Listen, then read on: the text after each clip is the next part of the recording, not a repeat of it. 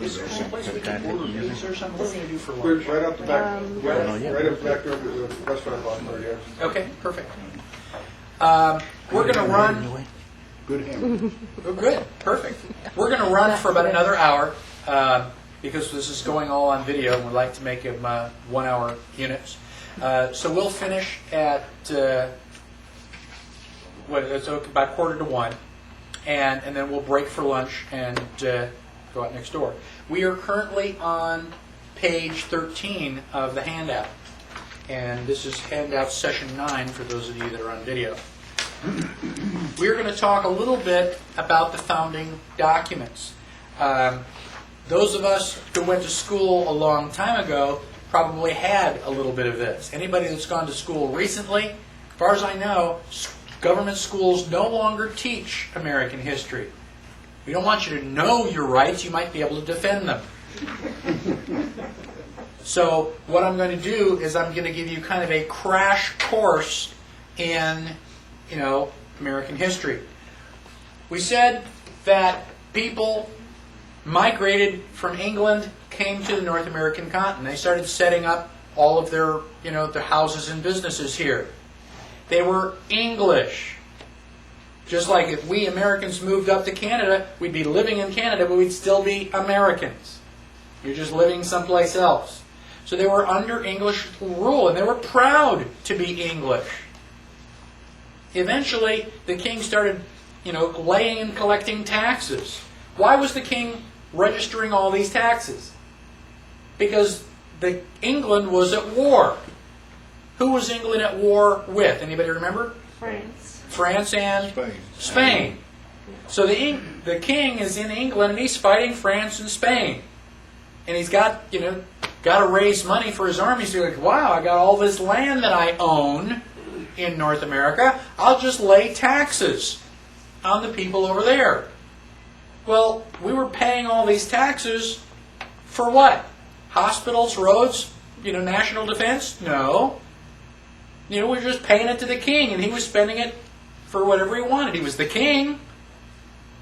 So we got sick and tired of taxation without representation. You're taking our money, and we don't have any say-so over what we're doing with it. Eventually we wrote the Declaration of Independence. And we severed all of our ties with England. We say we are not going to be English anymore. We no longer have any allegiance to the crown. The Declaration of Independence was not the start of the fighting. The fighting had been going on prior to that. In fact, in 1775, the British soldiers came to Lexington and Concord to take all of our guns. Why? Well, gosh, you can't resist if you've got guns. That's why we want to collect them all. What did the Americans do? We went, no, you won't either. These are our guns. And we ended up firing the shot heard around the world. So a year later, 1776, we formalized the war. The Declaration of Independence was the formal start of the Revolutionary War. Now, what was the end of the Revolutionary War? If the Declaration of Independence started it, what was the official end? The official end of the war was the Treaty of Paris. Wait a minute, were we fighting with England? Why is it the Treaty of Paris? Why wasn't it the Treaty of London? Because you want neutral territory. Someplace that's not yours and it's not mine. We're going to go to neutral territory. We're going to go to Paris.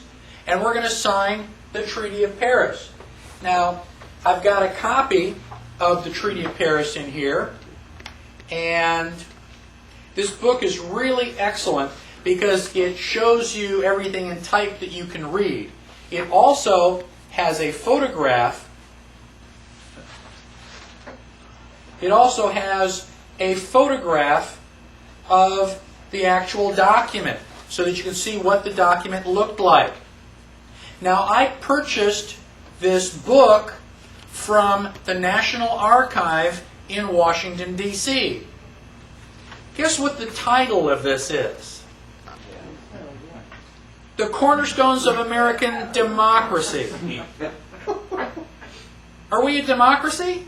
No. No, we're not. We don't like a democracy. This is from the National Archive. Well, if you're going to Washington, D.C. and buying official books with the Declaration of Independence, and it's called the, Cornerstones of Democracy, why do you think people think we live in a democracy? They are lying to us all the time. Now, the book is very, very good. I just don't happen to like the title. Now, if I get married, and then several years later, I decide to split up, we're going to have to do something. We're going to have a divorce settlement. You get the kids, I get the dog, you get the house, I get the car. We got to split up the property. Again, everything derives from property. The Treaty of Paris, if you sit and read it, is a divorce settlement. We are getting divorced from England. We're no longer part of England. And so we're splitting up the property.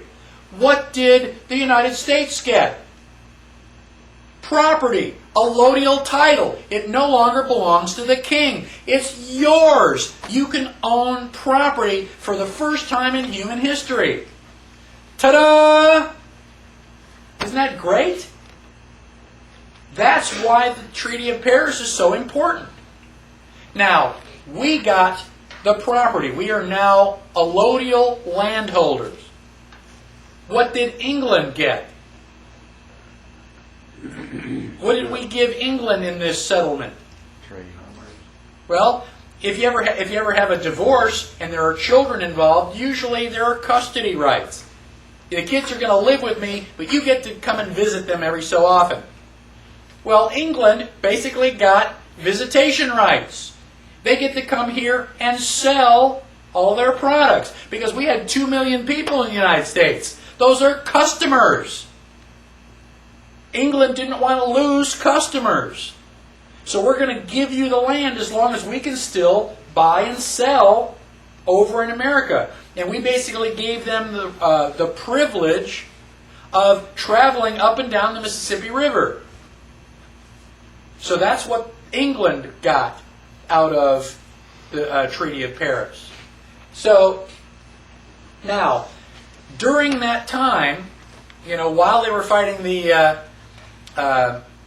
Revolutionary War, did we have the Constitution? No. What did we have as our form of government at the time?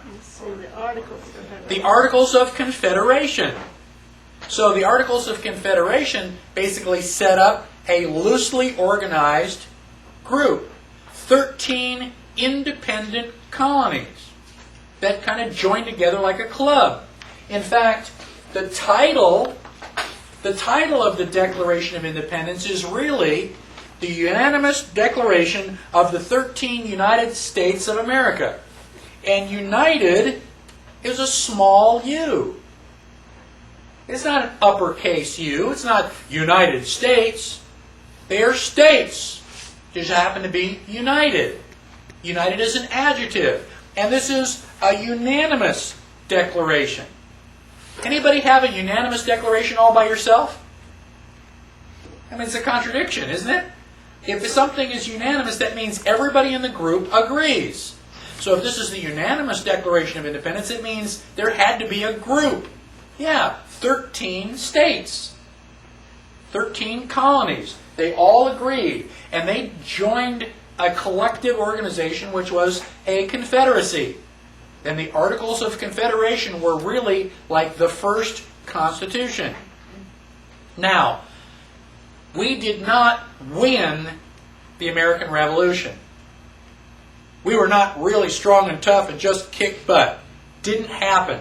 George Washington won 2 battles out of all of it. He was constantly running away. He was retreating. Bang, bang, bang, bang. And they'd pick up his guys and go. And the British are going, wait a minute, what are you guys doing? Stand still so we can shoot you. How are you supposed to have a battle if